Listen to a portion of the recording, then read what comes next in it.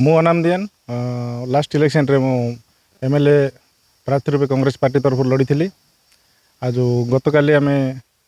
Paper माध्यम जाना पाइली जे डाबा गाँव में गोटे नाबालिका झील को जार की बापा नहीं माँ चिता को गोटे प्रलोभन देखई साउनीगुड़ा ग्रामर राजेन्द्र भोत्रा नामक गोटे युवक तो नुहे पुरुष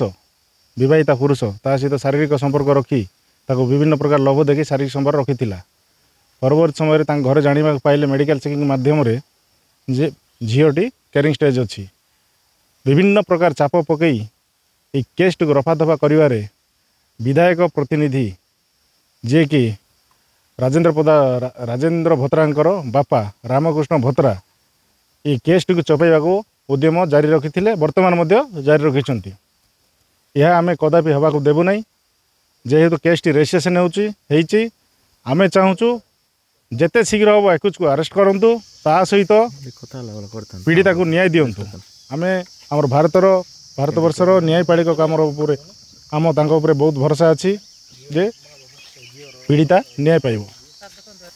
देखो आमे तो विगत दिन रे नारी सुरक्षा को लेकिन विभिन्न राजरास्त ओल्लैचु स्ट्राइक करूँ डेमोन्स्ट्रेशन होती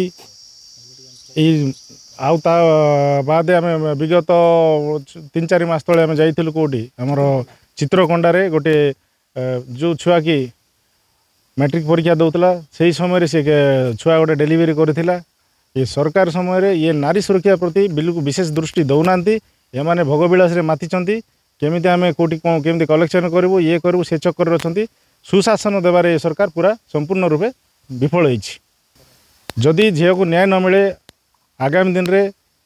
आम राजरास्ता ओल्लैबू रास्ता रोक करूँ ता सहित आवश्यक स्थले आम सरकारी अनुष्ठान जहाँकि आमर थाना महिला थाना जयपुर महिला थाना हो कि बरिगमा थाना हो कोटपाड़ थाना हो तापर कलेक्टर ऑफिस हो सब घेराव करूँ। मो ना रविंद्र भोत्रा तार मामू लागू मैं झील तो ये बर्तमान प्रेगनेंट होती 5 मास चलती सीटा सावनीगुड़ार रामकृष्ण भोत्रा तार पुओ गजेन्द्र भोत्रा से पुओ ताकू शारीरिक संपर्क बाहाई बोलिकी रखी बर्तमान से तो पर से झील कहला मत बाहवा कर बोले बाध्यता कलु मु बाहबी नहीं ताकि आसिक घरे पचारे गाँव वाला को पचारू डाकलु डाक गोटे 3-4 दिन है डाकलु से आसले ना सी आमबाड़ी जामबाड़ी आगा सी मीटिंग चलते